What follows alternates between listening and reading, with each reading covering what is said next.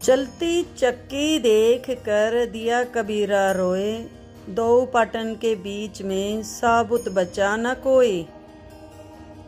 पानी केरा बुध बदा आसमान उसकी जात, एक दिन छिप जाएगा जो तारा प्रभात। अमर करूँ सतलोक पाठ पठाऊं, ताते बंदी छोड़ कहाऊं।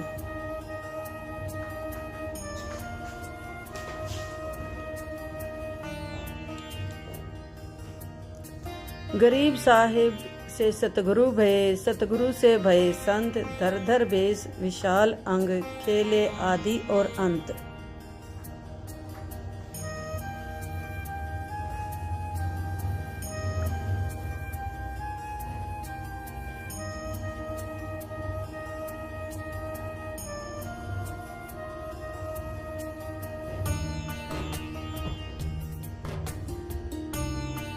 सांस सांस सुमिरन करो, सांस व्यर्थ ना जाए। न जाने कब सांस सांस में अंतिम क्षण आ जाए।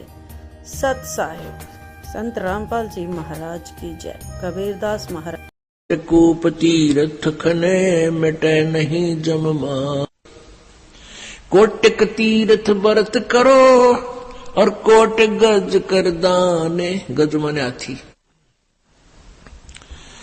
और कोटि अश्व विपरों दिए, मिटे न खेचा ताणी। कोट गऊ जय दान दे, कोट जग जो नारे।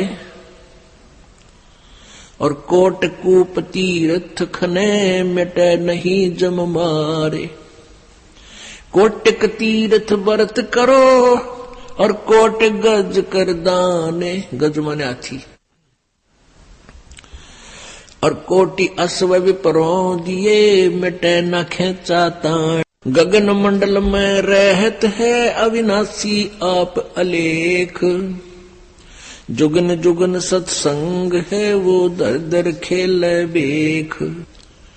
वो परमात्मा नाना प्रकार के रूप बनाकर पृथ्वी पर आते रहते हैं, वैसे वो सतलोक में ऊपर गगन मंडल में रहता है वो भगवान। गरीब ऐसा निर्मल नाम है, निर्मल करे शरीर। और ज्ञान मंडलीक है, चकवे ज्ञान कबीर। ऐसा निर्मल नाम है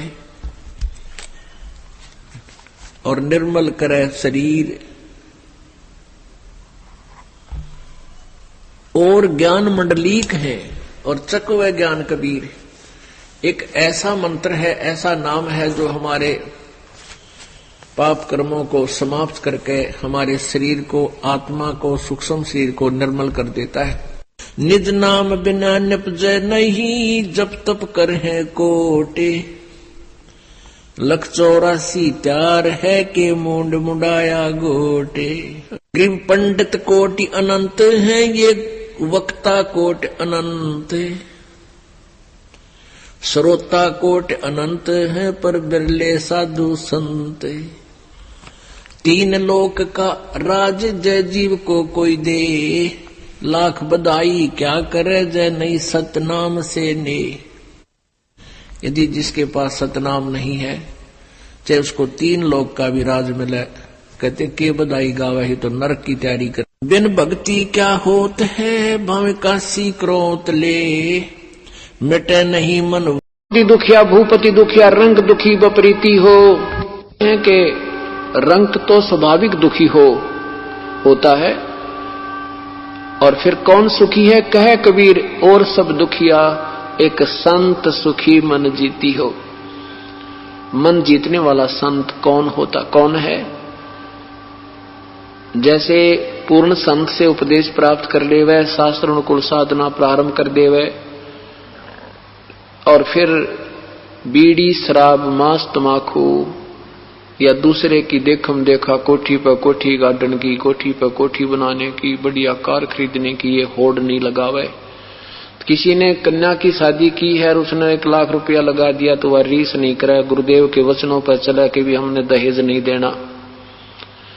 चाहे फिर देखो मालिक के खेल, कितनी रजा होगी आपके बच्चों पर, तुम मानते नहीं कति भी। आप बिल्कुल फैसला कर लो कि हम लड़की का ब्याह वहां करेंगे जो बिल्कुल 1 नया पैसा नहीं मांगे। और देख, जहां बच्चे का संयोग है उसने तोड़ कौन देगा? तो इस प्रकार हम आधे से ज्यादा दुख तो अपने आप इकट्ठा कर रहे हैं। देखम देखा इतना खर्चा करने लगे, लड़के की शादी पर लाखों रुपए लगा देते हैं, लड़की के खर्चे पर ना जाने कितना कर्जा करते हैं। फिर गरीब व्यक्ति देखम देखा उसने करना पड़ता है, मेरी बेटी कहीं आत्मा दुख ना पावे, इसलिए उसने भी उस समस्या मोल लेनी पड़ती है।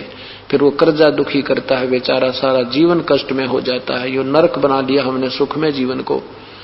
तो परमात्मा कहते हैं मन चाहता है गुटी लगा लूं, मन चाहता है बकरे खा लूं, मन चाहता है ताश खेल लूं, सिनेमा देख लूं, और सत्संग में आने से आनाकानी करता है।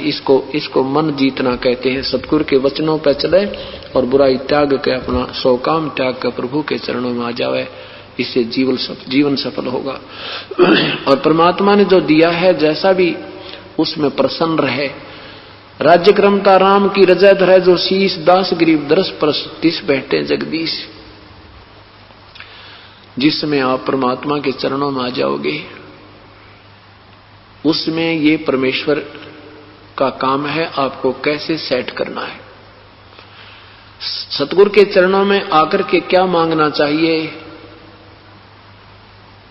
क्या मांगना चाहिए। साईं इतना दीजिए जिसमें कुटुंब समावे, हम भी भूखे ना रहें, अतिथि न भूखो जावे। इससे ज्यादा नहीं मांगना चाहिए हमने।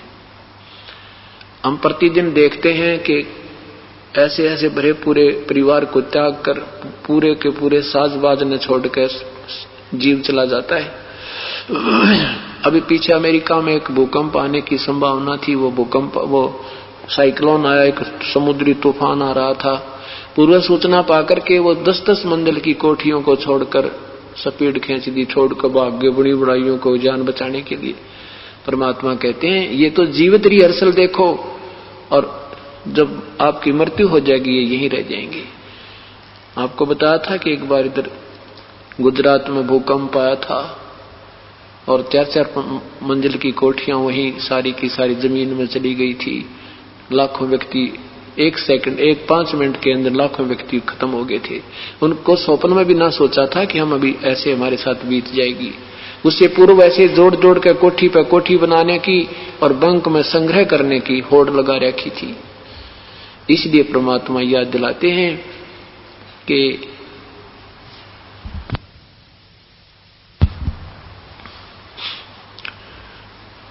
भाई यहां पर कोई भी जीव सुखी नहीं है, और केवल इतना ही संग्रह कीजिए जो छोड़कर चलते समय उसमें ममता ना बने।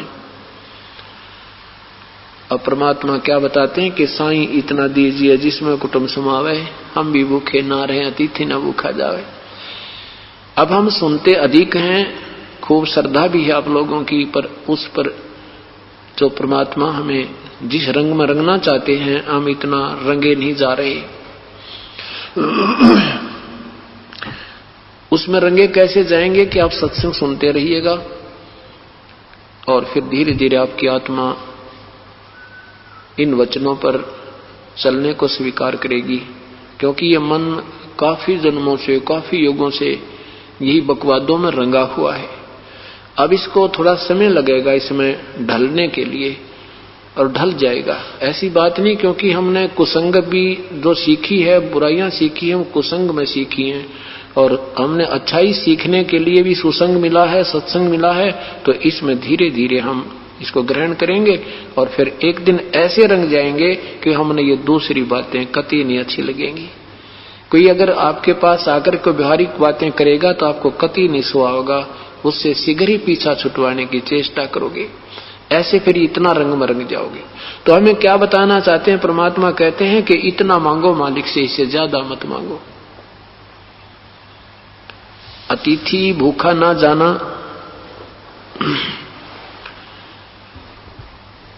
और जिसमें कुटुंब समाना। कुटुंब समाने का तात्पर्य है कि रिक्वायरमेंट ऑफ द फैमिली, परिवार की आवश्यकताओं की पूर्ति हो जाना हमारा कुटुंब समाना समझो। और अतिथि भूखा ना जावे। एक आपको कथा सुनाते हैं परमेश्वर की।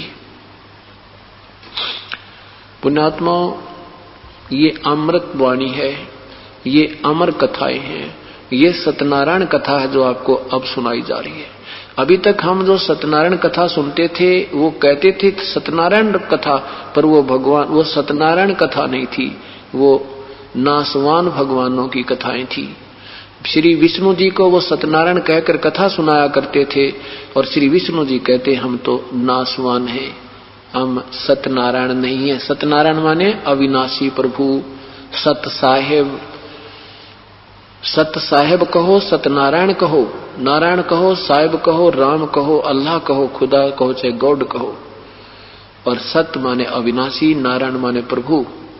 हम सत साहेब कहते हैं। अब हमें सत्य साहेब मिला है और सत्यनारायण कथा अब प्रारंभ हुई है। अब जितनी बार भी इन कथाओं को सुनोगे आपको उतनी ही बार ये खुराक मिलेगी आत्मा को, आपका पुण्य बढ़ेगा, क्योंकि कथाओं के सुनने से भी लाभ होता है। कथाओं के सुनने से भी लाभ होता है। अब एक आधी बार हम कहते हैं कि इन कथाओं से कोई लाभ नहीं है, गीता जी के पाठ से कोई लाभ नहीं है, ये व्यर्थ जीवन बर्बाद करने वाली बात है। अब उस समय जब हम ऐसा बोलते हैं हमारा दृष्टिकोण कहने का कुछ और होता है, लेकिन ये पाठ और कथाएं बिल्कुल व्यर्थ नहीं है। ये एक यज्ञ होता है, एक ज्ञान यज्ञ होता है, एक धर्म यज्ञ होता है, एक हवन यज्ञ होता है, एक परिणाम यज्ञ होता है, एक ध्यान यज्ञ होता है। हमने ये पांचों यज्ञ करनी पड़ती है, करनी चाहिए। जैसे खेत में बीज दिया, उसमें खाद पानी नहीं डाला, बीज तो ये नाम है और खाद पानी समझो ये यज्ञ है। तो खाद पानी डालने का तभी फायदा है, तभी लाभ है जिस समय हम बीज चुके हों।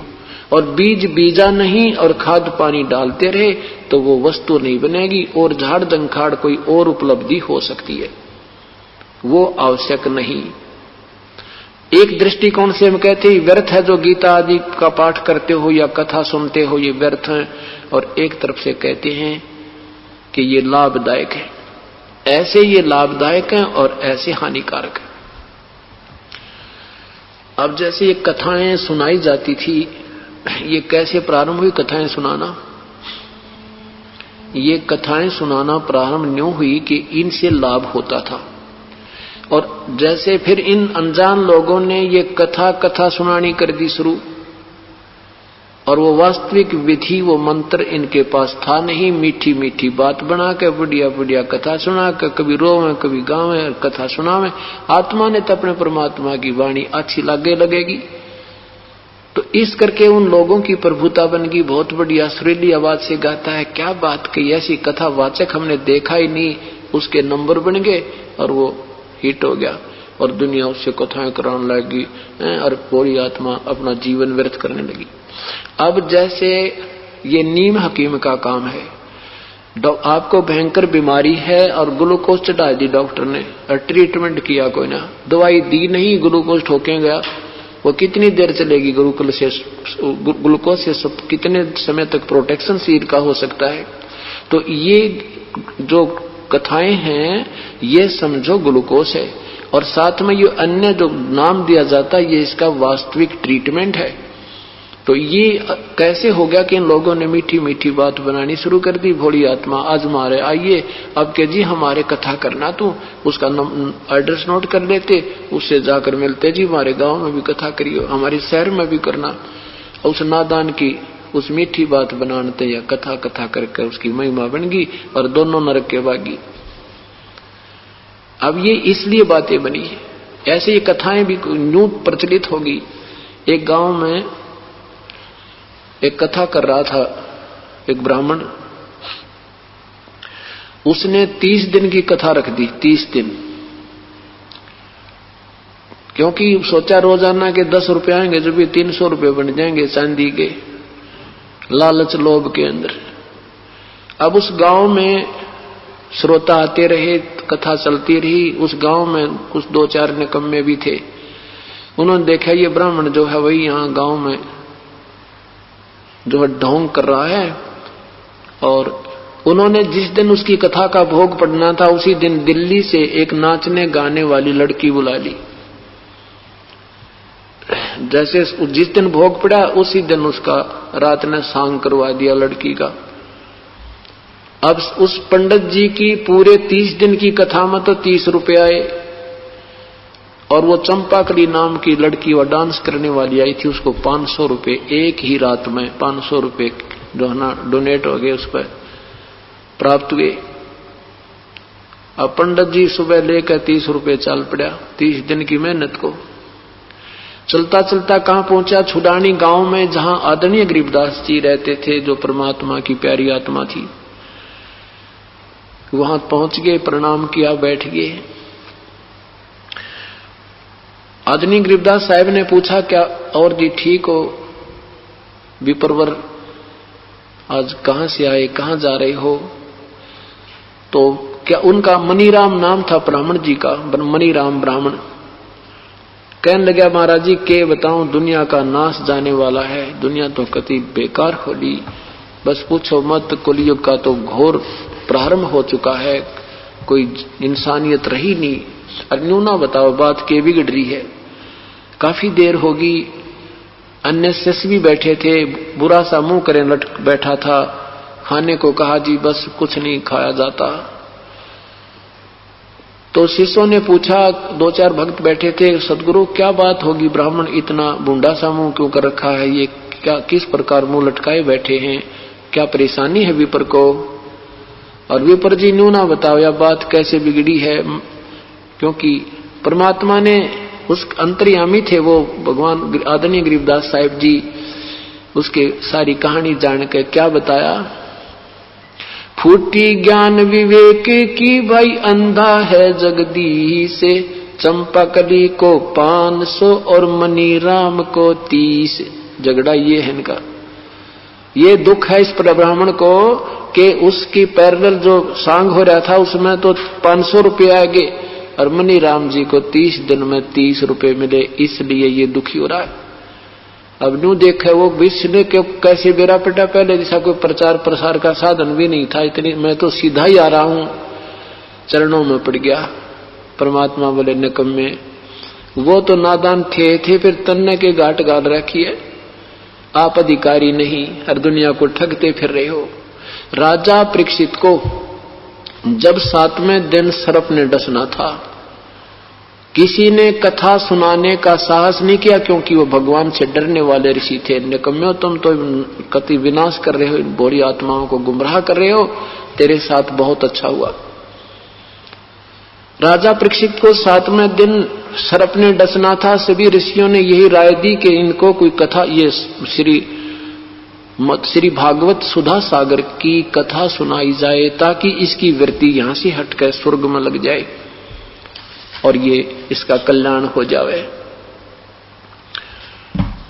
अब उस समय वशिष्ठ, ये वेद व्यास जी जिन्होंने श्रीमद् भगवत सुधा सागर की रचना की थी, उन्होंने भी हाथ खड़े कर दिए कि मेरे बस की बात नहीं, मैं कथा कर दूं, क्योंकि 7वें दिन परिणाम आना था। और किसी भी ऋषि महर्षियों ने बिल्कुल हिम्मत नहीं करी, कहने लगे हमारे बस की बात नहीं है कि हम इसके जीवन के साथ खिलवाड़ नहीं कर सकते। कहते हैं स्वर्ग से सुखदेव ऋषि को राजा परीक्षित के ही उस किराए पर, उसी के पुण्यों के आधार से उस किरा दिया, और वो विमान में बैठकर स्वर्ग से आए, राजा परीक्षित को उपदेश दिया, अपना शिष्य बनाया, 7 दिन कथा बना सुना करके वो स्वर्ग का अधिकारी बनाया। और इब तुम सभी काख में पोथी देकर मैं भी कथा करता हूं, मैं भी कथा करता हूं, तुमने सारा विनाश कर रखा है, और स्वयं भी तुम नरक के भागी हो, तुम अधिकारी नहीं हो, और केवल कथा से बात क्या बनेगी। मनीराम जी को काफी समझाया, मनीराम जी ने सरेंडर कर दिया, भगवान हमने, मेरे से गलती बन गई और मुझे उपदेश दे दो, कल्याण करो मुझ पापी का। उस ब्राह्मण ने अपना जीवन सफल किया। तो पुण्यात्माओं, अब कितने गुरु हैं गिनती नहीं है। क्या उस समय इस पृथ्वी पर ऋषियों और गुरुओं की त्रुटि आ गई थी? हाँ, आ गई थी, क्योंकि श्री कृष्ण जी जो थे वहां उस समय, श्री कृष्ण जी जो है अधिकारी महापुरुष थे नाम देने के, और उसे उनके गुरुदेव थे दुर्वासा जी। तो ऐसे समय पर एक ही संत विशेष होता है जो आदेश देता। श्री कृष्ण जी के जाने के बाद राजा परीक्षित, श्री कृष्ण जी की मृत्यु के उपरांत राजा परीक्षित जो है अपनी मर्यादा को भंग कर चुका था। वैसे तो पांडव श्री कृष्ण जी के शिष्य थे, जिस कारण से वो अपनी मर्यादा भंग कर चुका था, उसका नाम खंड हो गया था, और जिस कारण से उसने वो ऐसी दुर्बुद्धि हो गई थी, उसने एक ऋषि के गले में सर्प डाला। उसके बाद फिर उसको उपदेश दिया गया और कल्याण हुआ। कहने का भाव दास का ये है कि ये जो तत्व ज्ञान से परिचित सब संसार हो जाएगा, फिर ये नकली संत छुपते फिरा करेंगे। अभी हमें नहीं पता कौन अधिकारी है कौन ना अधिकारी। एक ड्राइविंग लाइसेंस नहीं चल सकता ऑथराइज्ड अधिकारी के बिना बना हुआ, और ये हम परमात्मा पाने का लाइसेंस बनवाए बैठे नकली संतों से, क्योंकि हमें पता ही कोई ना नकली और डुप्ली, असली और नकली का। अब ये नकली और असली का हम स्वयं ज्ञान होगा तभी हम इनसे दूर हट सकते हैं, नहीं तो हमारे दादे परदादे चले गए, भूत बनवा दिए, भूत पूजवा के। और गीता जी में मना कर रखा है कि भूत पूजोगे, श्राद्ध निकालोगे, तुम भी भूत बन जाओगे, और हमारे से श्राद्ध ही निकलवाए जा रहे हैं। देवी देवताओं की पूजा को मना किया है, तीनों गुणों तक की पूजा को गीता में मना किया है, और हमारे से यही पूजाएं करवाई जा रही हैं। तो कहने का भाव यह है कि इन कथाओं से भी लाभ है, पर कब लाभ है? अधिकारी हो और श्रोता में भी श्रद्धा पूरी हो। अब जैसे ये कथाएं दास सुनाएगा आपको, कुछ पुण्यात्माओं ने पहले भी बहुत सुनी होंगी, लेकिन ये नहीं सोचना चाहिए कि ये तो मैंने सुन रखी थी। ये भी अगर ऐसा भी मन में आता है तो आप अधिकारी नहीं हो, और आपके अंदर कोई मैल है, आप में कोई दोष घर कर चुका है। जैसे इंसान जो बीमार हो जाता है, बुखार आ जाता है, तो उसको खाना स्वादिष्ट नहीं लगता, उसको खाना अच्छा नहीं लगता, और जब वो स्वस्थ होता है तो दोनों समय पर भूख लगती है, और शरीर मांगता है कि मुझे भूख लगी है, मुझे आहार मिले। और जब कोई बुखार हो जाता है तो रुचि नहीं बनती, भोजन में अरुचि हो जाती है। तो भोजन में अरुचि होना समझो आपके शरीर में कोई डिफेक्ट हो गया, चाहे कोई बदहजमी होगी है या बुखार आने की संभावना है। इसी प्रकार जब ये कथा आप सुनोगे, जितनी बार भी सुनते हो आपको आनंद आता है, भूख लगती है, तो आप स्वस्थ हो, आपकी भक्ति ठीक चल रही है। इन कथाओं को ये सुनते ही कथा शुरू की, आपके मन में न्यू आगे तो सुन रखी है, तो समझो आप में अरुचि होगी। और उस अरुचि का कारण क्या है कि आप में कोई दोष है, आप में कोई मैल आ गया है, आपका कोई भयंकर संस्कार आपके साथ है। उसका ट्रीटमेंट क्या है कि न चाहते हुए भी कैप्सूल खाए जाते हैं, गोलियां खाई जाती हैं। इस प्रकार इन कथाओं को ना चाहते हुए भी सुनना चाहिए, और फिर थोड़ी सी देर के बाद फिर आपको आपका आनंद आने लग जाएगा। तो इस प्रकार इस दृष्टिकोण से आप प्रभु की कथा सुनोगे तो उसे लाभ होगा, और विशेष कसक के साथ कति पवित्र हृदय से सुनो। और बीच में जब सुनते समय मन में जो कांट छांट आती है, ऐसा नहीं हो सकता, वैसा नहीं हो सकता, ये भी मैल निकल रहा है, निकलते रहना चाहिए, सत्संग सुनते रहना चाहिए, फिर अब पे सेट हो जाएगा। आपको सुनाएंगे कि साईं इतना दीजिए जिसमें कुटुंब समावे, हम भी भूखे ना रहें, अतिथि ना भूखा जावे। आपने दिन में सुना था, तुम साहिब तुम संत हो, तुम सतगुरु तुम हंस, गरीबदास तेरे रूप बिना और न दूजा अंसे। आदरणीय रामानंद जी क्या कहा कि तुम साहिब तुम परमात्मा हो, तुम सतगुरु तुम साहिब तुम संत हो। कबीर साहिब को बताया कि हे परमात्मा, जिसको हम संत कह सकते हैं वो भी भूमिका आप ही कर रहे हो, और परमात्मा तो आप हो ही हो। तुम साहिब तुम संत हो, तुम सतगुरु, सतगुरु माने सच्चा ज्ञान देने वाले भी पृथ्वी पर आप ही हो। हंस माने सही भक्त जो होना चाहिए, जो भक्त के गुण होने चाहिए, शील स्वभाव, कोई बात कहे उसकी काली ना माने, चाहे बुरा कहे चाहे कोई भला कहे। और परमात्मा ने यह दिखाया कि ऐसे जैसे मेरे से गरीब कोई नहीं हो सकता, मेरे से दारिद्र कोई नहीं हो सकता, एक झोपड़ी में रहना और कपड़ा बुनना और साथ में प्रभु की भक्ति करने की लीला करना, हमारे लिए एक एग्जाम्पल कोड करके परमात्मा कि मेरे से गरीब और मेरे से नीची जाति और नहीं हो सकती। और जब मैं भी परमात्मा अर्थात अपनी भूमिका आप ही करी, आप ही भगत बने, आप ही भगवान बने, आप ही गुरु बने, आप ही सतगुरु बने, आप ही संत बने। तो कहते हैं कि ये मत सोचना कि कोई ज्यादा ही धनी ही पार होगा या कोई ऊंची जाति वाला ही मुक्ति प्राप्त कर सकता है या कोई जंगल में चले गए साधु ब्रह्मचारी रहकर वही पार होते हैं। ये सब भ्रमणा भटकना मिटा के हमें एक निर्णायक रास्ता देगे परमात्मा, एक बिल्कुल सीधी लाइन बता गई। परमात्मा कपड़ा बुनते थे, 2, 4, 10 दिन में जितना भी कपड़ा बुना जाता था उसको सेल कर देते थे।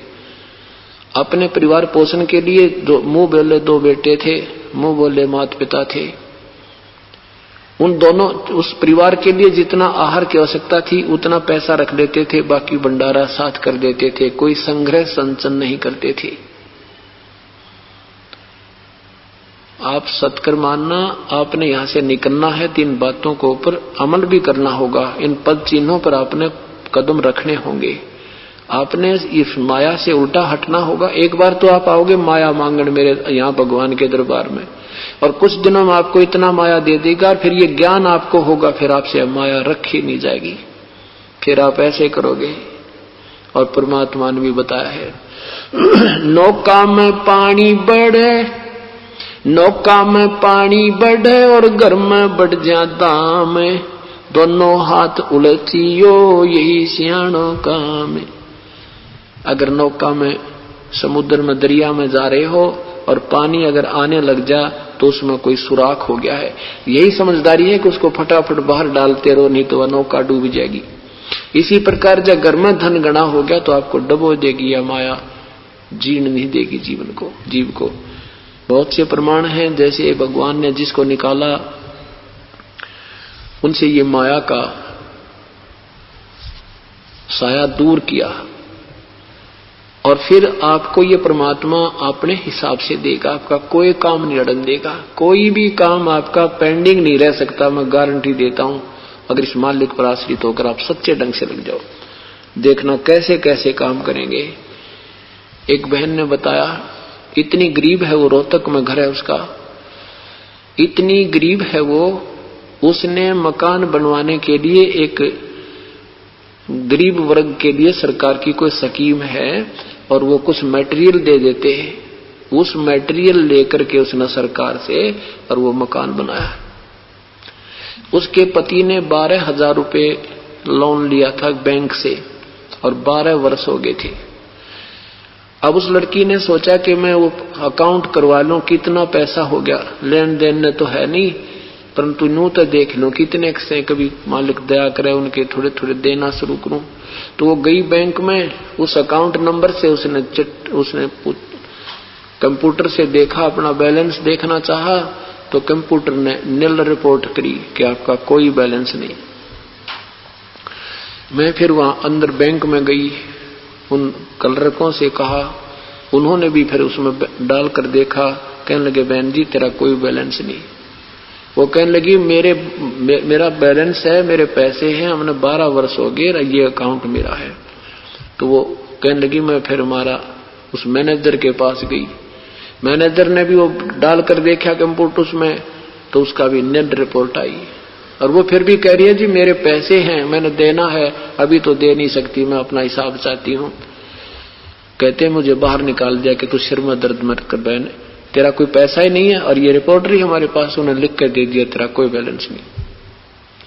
वह रो रही और बता रही, आंखों से आंसू नहीं सूख रहे उस बहन के। बैंक का भी पूरा कर दिया परमात्मा ने और उस बेटी का भी दुख दूर कर दिया। फिर कहती है कि मीटर लगवा लिया और बिजली का बिल भरने का ब्योंत नहीं, कोई इनकम सोर्स नहीं, मजदूरी करती हूं। देखा कि बिल आएगा, पैसा भरने को है नहीं, वो मीटर पाटेगा। तो उसमें क्या देखा, बिल आया तो उसमें लिखा था कि 700 कुछ रुपए गवर्नमेंट की तरफ तेरे हैं, इस महीने का 2 महीने का बिल भरकर और 700 कुछ रुपए एडवांस गवर्नमेंट में तेरे जमा है, और 54 जमा कराने का ब्योत नहीं, अभी मीटर लगवाया था 2-3-4 महीने पहले। अब पुण्यात्माओं, इसको भगवान कहते हैं। परमात्मा ऐसे ही काम किया करता है। दन्ना भगत ने कहा कर बोई थी अर्जवार बन गई, पर आज के कर्महीन और ज्ञानहीन संत नहीं मानते इस बात को, कहते गप्पे मार रखे। नरसिंह जी की हुंडी ले ली, झाली परमात्मा ने, वो बैंक ड्राफ्ट कैश कर दिया था, 500 रुपए दे दिया के। ये झूठ नहीं है, लेकिन झूठे हम उन्होंने बना दिए जिन्होंने परमात्मा का विधिवत साधना हमें बताई नहीं, ना ज्ञान दिया और ना उस परमेश्वर से हमारा लिंक हो पाया जो ऐसे काम करता है। अब हमें ये याद दिलाना चाहते हैं प्रभु कि तुम मुझ पर विश्वास करना सीखो, तुम अविश्वास कर चुके हो, और जब तक मुझ पर विश्वास नहीं करोगे तो मैं मदद नहीं कर पाऊंगा, क्योंकि तुम उस योग्य नहीं हो सकते। कह कबीर सुनो भी साधो, मैं तो हूं विश्वास में, पहले तो काल ने यो रोग काटा। ये हमारे साथ एक बहुत बड़ा धोखा किया कि कबीर साहब को भगवान में मान कर राजी को नहीं, ऐसी सतिथि पैदा कर रखी है कि कोई नो कह कबीर परमात्मा है, 3 बार तो हंसेगा सुनने वाला और कहेगा आपकी भी अकल कहाँ गई, वो तो एक साधारण सा भगत था, धानक था, जुलाहा था, गरीब आदमी था। वो भगवान, उसके भगवान तो श्री राम थे, श्री कृष्ण थे। अब श्री राम और श्री कृष्ण भगवान क्यों माने हमने? क्योंकि श्री राम ने रावण मार दिया, भगवान कृष्ण ने जरासंध मार दिया, पूतना मार दी, शिशुपाल मार दिया, और भगवान अगर कबीर साहब ने 5-4 मार दिए होते, ये भी भगवान से हो जाता। यही कमजोरी है हमारी। हम जब इस बात से परिचित होंगे तो पता चलेगा भगवान के लक्षण और क्या होते हैं, कैसे गुण होते हैं ईश्वर के।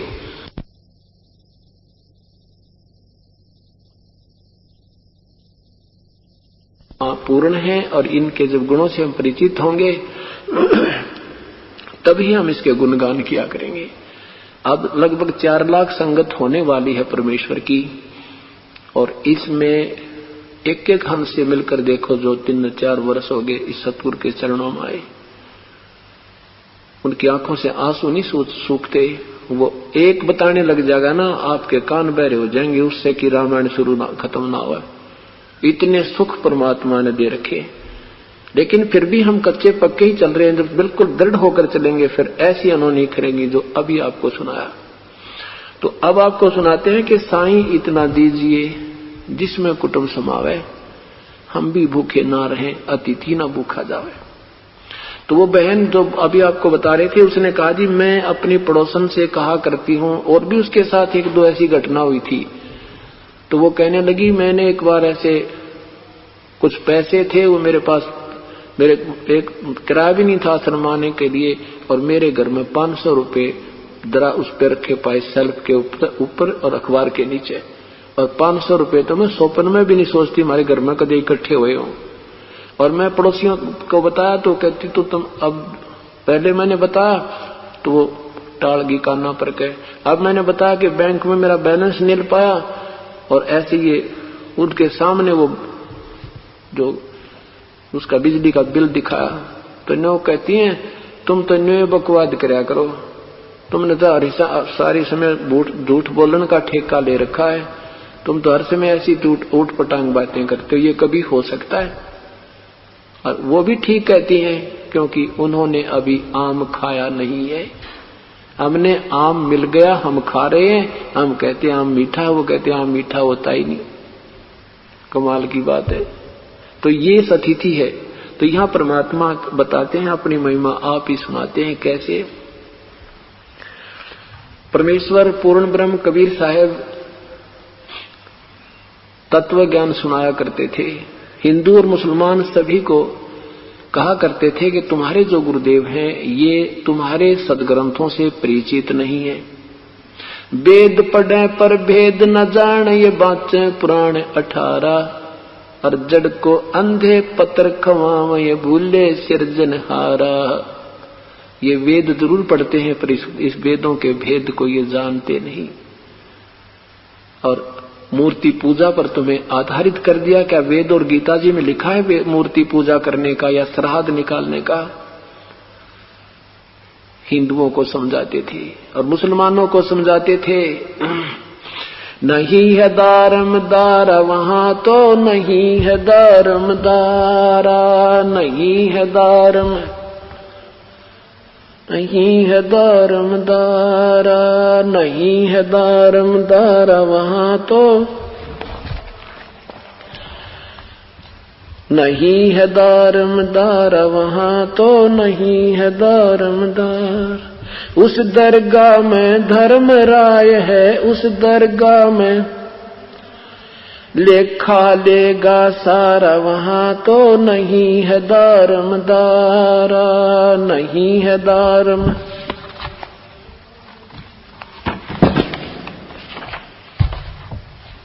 मुल्ला कूके बंग सुनावे, मुल्ला कूके बंग सुनावे, ना बैरा कर तारा वहां तो नहीं है दारमदारा, नहीं है दारमदारा वहां तो नहीं है दारमदारा।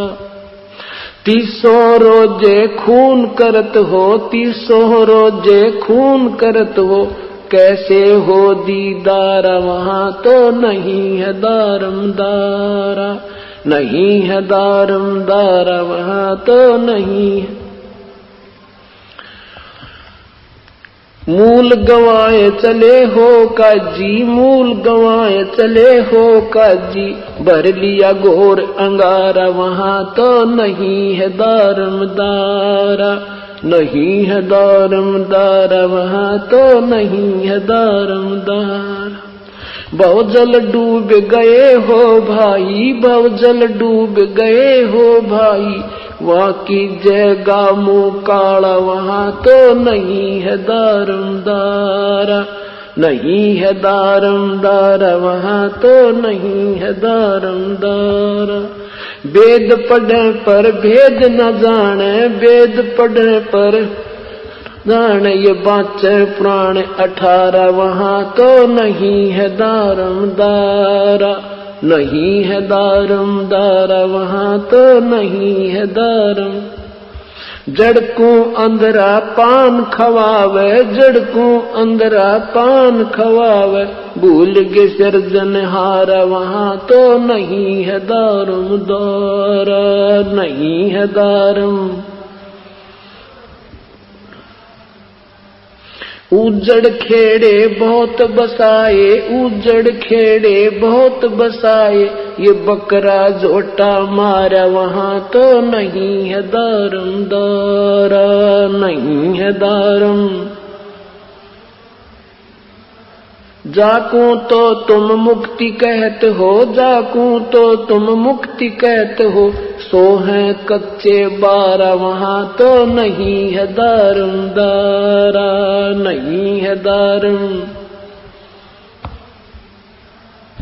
मांस मछरिया खाते पांडे, मांस मछरिया खाते पांडे, किस विद रहे अचारा वहां तो नहीं है दारमदारा, नहीं है दारमदारा वहां तो।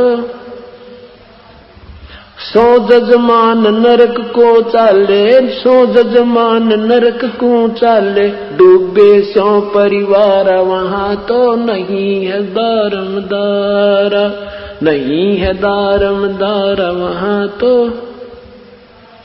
छाती तोड़ हने जन्म किंकर, छाती तोड़ हने जम किंकर, वहां लाग गए जम का लारा वहां तो नहीं है दारमदारा, नहीं है दारमदारा वहां तो। गरीब दास गरीब कहे बेकाजी, दास गरीब कहे बेकाजी, ना कोई वार न पारा वहां तो नहीं है दारमदारा, नहीं है दारमदारा वहां तो नहीं है दारमदारा। क्या बताते हैं परमात्मा? आदरणीय गरीबदास साहेब कह रहे हैं कि कबीर परमात्मा उन दोनों धर्मों के मुखियाओं को कहा करते थे, तुम अपनी मनमानी साधना कर और करवा रहे हो, जो तुम्हें हानिकारक होगी, और साथ में तुम्हारे अनुयायियों को भी तुम नरक के भागी बना रहे हो। क्या बताते हैं कि मुल्ला कुके बंग सुनावे न बैरा करता रहा। कबीर परमात्मा बताते थे कि चीटी पायल बाजा पैर साहिब सुनता है सब लहर। अगर चीटी के पैर में, कीड़ी के पैर में और कोई पायल बना कर बांध दे, चीटी के पैर की पायल क्या होगी? यानी बाल से भी पतली, और उसकी आवाज नहीं होती। कहते हैं जब उसकी भी आवाज होना तो भी परमात्मा सुनता है, और तुम आवाज लगाते हो ऊपर चढ़कर, हे भगवान, हे अल्लाह, ये बकरा हमने हलाल कर दिया, इसकी आत्मा को स्वर्ग में स्थान देना, जैसे अल्लाह इन्हीं के आदेश से चलता है। परमात्मा कहते हैं नादान, वो भगवान बहरा नहीं है, तुम रुक के मर मर सुना रहे हो। वो सब जानता है, तुम्हारे अंतःकरण में जो सोच है उससे भी परिचित है। मुल्ला कुके बंग सुनावे ना बहरा करतारा, और 300 रोजे खून कर तो तुमने हो कैसे दीदारा। चल तुम मानते हो कि व्रत रखने से, रोजे मीन व्रत रखने से परमात्मा प्राप्ति होती है, और श्याम ने बकरी काट ली या मुर्गी मार दी, ये बंदगी वो खून करत हो। तो क्या कहते हैं परमात्मा के जिस माता का दूध पिया, जिस ममड़ी का दूध पीत हो, जिस माँ का दूध पीत हो और दूध घरत बहु खाई, और उसको फिर तुम हलाल करत हो लेकर करत कसाई।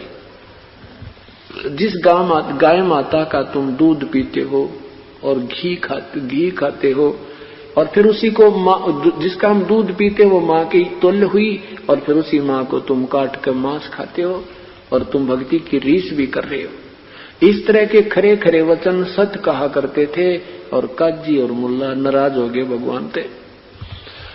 उधर से हिंदुओं के जो ये मार्गदर्शक ब्राह्मण पांडवों को कहते हैं परमात्मा कि वेद पढ़े और भेद न जाने, और तुम पढ़ो पुराण 18, और फिर भी तुम्हें जड़ पूजाओं पर, नादान साधनाओं के ऊपर लगा रखा है, तुम्हें हानि होगी। और तुम एक तरफ तो इतने मांझ धोकर रहते हो, 3-3 बार स्नान करते हो, किसी का कपड़ा भी लग जा छोटी जाति वाले का, उसको उतार कर धोते हो, और मच्छी खाते हो। तुम फिर तुम्हारा ये आचार यानी तुम्हारा ये शुद्धता कैसे रही? अब पहले हम भी ये सोचा करते भाई ब्राह्मण तो बड़े अच्छे आदमी थे, ये कि मांस मिट्टी खाते होंगे, ये सबसे गणी खाया करते। ये बुराई कैसे चली? ब्राह्मण मतलब आम व्यक्ति ब्राह्मण नहीं, पांडा नहीं था, वो तो जो मार्गदर्शक बने हुए थे वो ठेकेदार बन जाते हैं कुछ ग्रुप के। अब जैसे कई जगह देखा होगा कि वहां तो शराब चढ़ती है, कहीं पर कहते हैं देवी बकरा मांगती है, वह ना तो वहां देवी बकरा मांगती ना वहां कोई शराब मांगता। वो जो वहां पुजारी था ना वो भूत बन गया, और वो वहां धक्के खाता फिरे। वो किसी दूसरे पुजारी में बढ़कर बोला एक बोतल चढ़ेगी जब तुम्हारा पीछा छूटेगा। अब डरते हुए बोतल चढ़ा दे, डरते बकरा कटवा दे, वो पांडे फिर खावे उनके शराब पीवा, फिर दूसरे पुजारी वो भूत उन बढ़कर पीवा खाओ फिर। तो इस प्रकार ये बुराई बनेगी। इसलिए परमात्मा कहते हैं जिस नगरी साधु, जिस मंडल साधु नहीं, और नदी नहीं गुंजारे, तज हंसा वो देशड़ा, वहां काल की मोटी मार। जहां परम संत नहीं होते वो सब में भूत बोले और सबको गुमराह किए पड़े हैं। अब एक पुस्तक बनाई है परमेश्वर का सार संदेश, जो आपने पहले ली थी उसमें तो एक सीमित सा ज्ञान था। अब इसको नए सिरे से अब बना है, इसको पढ़ कर देखना, आपको बिल्कुल न्यारा निर्णय पता चलेगा, प्रमाणों के साथ उसके अंदर है। और जैसे हजरत मोहम्मद जी, हजरत ईसा जी की पूरी लीलाएं उन्हीं के शास्त्रों से उसमें नोट किया गया है। उनमें देखना इन भूतों ने क्या हाल कर रखा उनका। आप सत्य मानना, भूत मीन ये पितर जो बन जाते हैं साधक, पिछली कमाई के जो साधक होते हैं, इस जन्म में साधना ठीक मिली नहीं तो वो अपनी पिछली कमाई से चमत्कार करके चले जाते हैं, फिर वो प्रेत पितर बन जाते हैं। और पितर बनने के बाद भी किसी ना किसी पुजारी में बढ़कर वो कुछ आशीर्वाद उस पिछली कमाई से फिर भी अपने खर्च कर जाते हैं, एक दो को राहत मिल जाती है और फिर वो भूत बन जाते हैं, फिर वो 84 लाख योनियों में चले जाते हैं। फिर आपको पता चलेगा सचमुच हम कहाँ खड़े थे। छोटे मोटे कोई संतों से कोई चमत्कार देखकर उनके, और हम सोचते हैं पूर्ण संत नहीं, उसमें आपको संत और असंत की और साथ में सब सदग्रंथों का एक निर्णायक ज्ञान मिलेगा। तो क्या बताते हैं कि मांस मछलियां खाते पांडे किस विद रहे अचारा, और छाती तोड़े हन जम किंकरवा लाग गए जम का लारा। पहले पुराने समय की बात है, ये पुलिस वाले जो थे, पहले गुलाम देश था और गुलाम हमेशा सरकार जो गुलाम वो राजा होता है वो प्रजा को भयभीत बहुत रखता है। तो पुराने समय में क्या होता था, जैसे कोई ग्रामीण दोषी या निर्दोषी पकड़ दे जाते पुलिस में, तो पुलिस वाले सारे पीटा करते थे। एक गांव का व्यक्ति पकड़ लिया किसी ने, किसी दोष में या निर्दोष को, फिर वो छोड़ दिया 2 दिन पीछे, तो वहां उसने पूछा भी क्या बना तेरी गेल, वो कहने लगा भाई के बताऊं, बाकी पिटाई तो ही खूब, पर एक चीज देखी उनमें, क्या कहते, जुन साहब वो 2 थप्पड़ मारे 2 गाड़ दे था।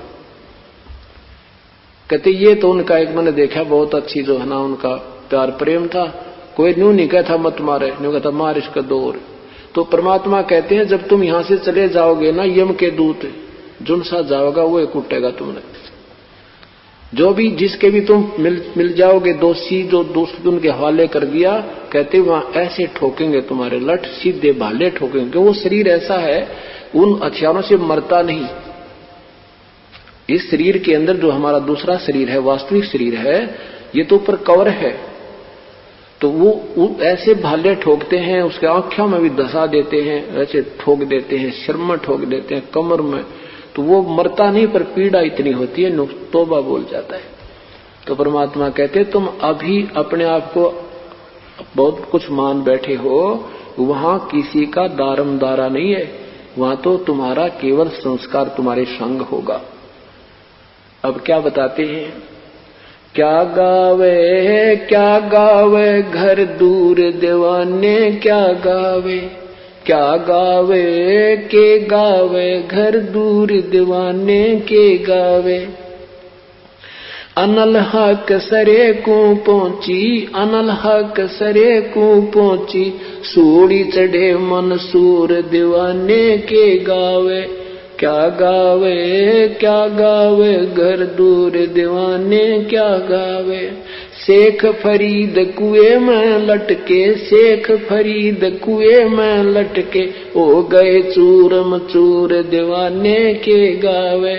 क्या गावे घर दूर दीवाने क्या गावे। सुल्तानी तज गए बलख को, सुल्तानी तज गए बलख को, छोड़ी 16 सेंसर हूर दीवाने क्या गावे। क्या गावे घर दूर दीवाने क्या गावे।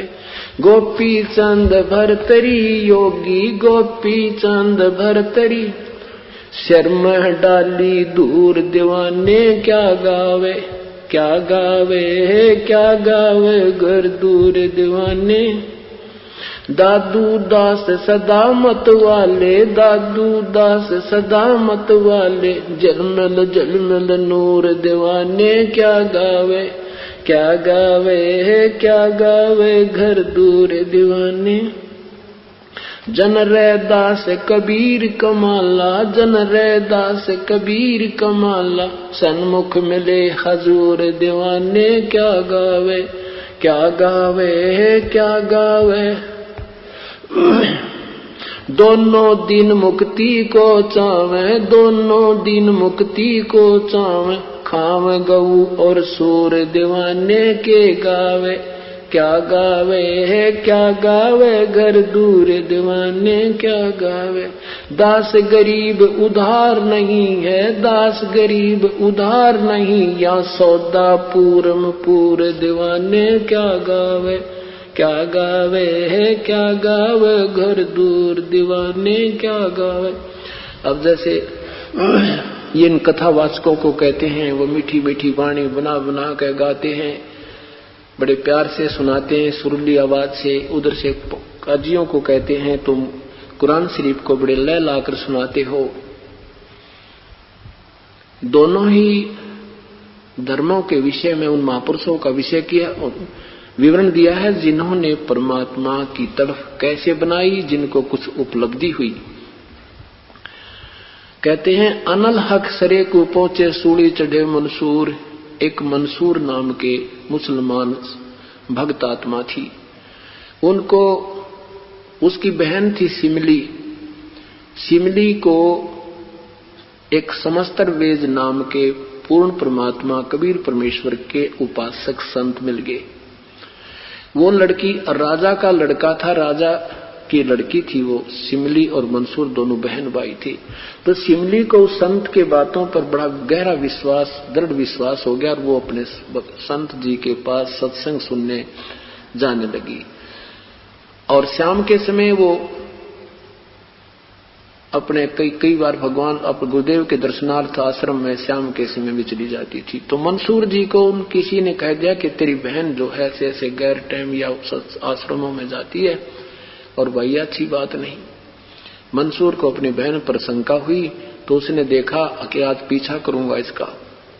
वो पीछे पीछे अपनी बहन के काफी दूरी से चलता चला गया। लड़की वहां पहुंची, गुरुदेव को दंडवत प्रणाम किया, और उसने ऐसे दीवार सी बनी हुई थी, दीवार के अंदर से सुराख थे, उनमें से ध्यान से देख रहा गतिविधि को। लड़की वहां पहुंची, प्रणाम किया, गुरुदेव का खाना बनाया, खाना खाया। खाना खा के लड़की गुरुदेव के पैर दबाने लगी। फिर ऐसे गुरुदेव ने ऐसे हाथ किया, आसमान से 2 प्याले आए, एक लड़की को दे दिया, एक स्वयं ग्रहण कर लिया, ले बेटा एक तू पी ले। अब लड़की की उस थोड़ा सा पिया था, लड़की की दिव्यदृष्टि काम करने लगी। उसने देखा कि मेरा भाई जैसे मेरे पीछे आया है और वो खड़ा है। उसने देखा कि हाँ सचमुच वो कुछ शंका लेकर आया है। तो उसने गुरुदेव से कहा कि गुरुदेव एक निकम्मी आत्मा खड़ा है, कहो तो उसको भी थोड़ी सी छींट लगा दूं, शायद उसका उद्धार हो जाए। कहा बेटा आप जिसको भी उचित समझो ये अपना हिस्सा दे सकते हो। आप कहते हैं उस लड़की ने धीरे धीरे आकर उसको देख रहा था, ये कोई कामवश आई होगी इधर, उसने क्या पता मुझे देख रही है, बहन ने देख लिया हूं। उस सुराख के अंदर से जैसे ऐसे देख रहा था, उसके आके उसने ऐसे वो प्याला अमृत का मारा, उसकी जीभ का लग गया थोड़ा सा, उसकी दिव्य दृष्टि खुल गई। उसको भी आभास हो गया अपनी बुराई का, चरणों में आके गिर गया, बहुत बुरी तरह गया। अब चरणों में पड़ के गुरुदेव से कहा कि हे ऋषिवर, मुझ पापी का उद्धार हो सकता, मैंने अपनी बहन पर शक किया, अविश्वास किया। परमात्मा उस संत ने कहा बेटा कोई बात नहीं, कहने सुनने से ना जाने किसके कान कच्चे हो जाते हैं, पर आप अच्छा हुआ अपना अपनी आंखों देख लिया, उपदेश ले बेटा, गुरुदेव मुझे मेरा कल्याण कर दो। उपदेश ले लिया, फिर ज्ञान सुनता रहा। इतना वैराग हो गया उसका कि अनल हक अनल हक अनल हक कहने लगा कि जैसे अनल हक का अर्थ होता है कि परमात्मा, जैसे भाई परमात्मा की प्राप्ति हम कर सकते हैं, परमात्मा साकार है। जैसे अहम ब्रह्मास्मि ये प्रथम मंत्र दिया जाता है। जैसे हम आपको एक मंत्र देते हैं ओम के साथ दूसरा, तो उसने अर्थ क्या लगा लिया कि मैं ही परमात्मा हूं, अहम ब्रह्मास्मि सो अहम। तो ऐसे वो जाप करने लगा, तो उससे मुसलमान लोगों ने इस बात का एतराज कर दिया, उन मुल्ला और काजियों ने, कि इसने हमारे मजहब की मर्यादा को भंग कर दिया और इसको मना किया जाए, नहीं तो सब मुसलमान जो है ना ऐसे करने लग जाएंगे, ऐसे करने लग जाएंगे। ये हमारी सदग्रंथ में ऐसा मंत्र कोई जाप नहीं है। तो राजा को कंप्लेन हुई, राजा का लड़का था, उसको मना किया गया, नहीं माना, अनल हक करता रहा कि तू मत कह ये मंत्र मत जाप कर, हम जो कहें ऐसे जाप कर, तू ऐसा कलमा कर, ऐसे कर। वो कहने लग गया, उसने समझ में आ गई थी अनल हक अनल हक अनल हक। अनल हक का एक दूसरा अर्थ होता है सत साहेब, परमात्मा अविनाशी है, परमात्मा सहशरीर है। इस तरह की उसका व्याख्याएं वो शुरू करने लगा। तो उसने अनल हक की रट लगा दी। उन्होंने मना किया, काजियों ने भी कहा, मुल्लाओं ने भी कहा, राजा ने भी मना किया, बेटा तू मत कहे, लेकिन नहीं माना। फिर ये मजहब बहुत, एक मजहब का जो दायरा है एक बहुत करड़ा हो गया, बहुत सख्त हो गया। तो राजा विवश हो गया, राजा अपने बच्चे का बचाव नहीं कर पाया। तो वहां से फतवा तैयार कर दिया कि इसको चौराहे पर खड़ा करके और एक एक पत्थर मारो इसको। एक चौराहे पर उसको बांध दिया गया और पूरे उस नगर के नागरिकों से कहा कि सब एक एक पत्थर मारो इसको। ये अनल हक नहीं छोड़े तब तक इसको मारते रहो, ये मर जाए तो मर जाए। अब क्या हुआ कि उन्होंने कहा तू ये अनल हक कहना छोड़ दे। मंसूर तो मस्त हो गया था, अनल हक अनल हक, कि जो गुरुदेव ने हमें मंत्र दिया हम उसी का जाप करेंगे, आपके नहीं मानेंगे। चौराहे पर बांध दिया, सब पत्थर मारने चल पड़े, लाइन लग गई, सब जाओ एक एक पत्थर मारा, लहू लुहान कर दिया। और वो हंस रहा है, वो कह रहा अनल हक अनल हक। उधर से सिमली उसकी बहन उसी गुरु की शिष्या थी। अब उसका भी नंबर आ गया, क्योंकि लोक लाज के कारण उसने भी आना पड़ा। अब उसने पत्थर नहीं उठाया, उसने एक फूल तोड़ दिया। अब पत्थर नहीं मारूंगी, ये भक्त है। अब जो ही उस निकट आई और उसकी नजर मिली अपनी बहन की तरफ, तो उसने बहन ने उसका फूल मार दिया। तो मंसूर जी रोने लगे। अब सिमली कहने लगी, रे भाई, लोगों ने तुझे पत्थर मारा, तू हंस रहा था, तू रोया नहीं, और मेरे फूल से भी रोने लग गया। मंसूर ने कहा, सिमली मैं तेरे फूल से रोने इसलिए लग गया कि ये तो नादान व्यक्ति थे, इनको पता नहीं था मैं किस मर्ज में दुखी हूं, और निकम्मी तुझे तो पता था मैं किस दर्द में दुखी हूं, और तेरा हाथ कैसे उठ गया मेरी तरफ, तू भक्त। सत साई भक्तजनों, ऐसे ही संत रामपाल जी महाराज के सत्संग, प्रवचन और विचार विशेष संदेश सुनने के लिए हमारे चैनल से जुड़े रहे। सत साई।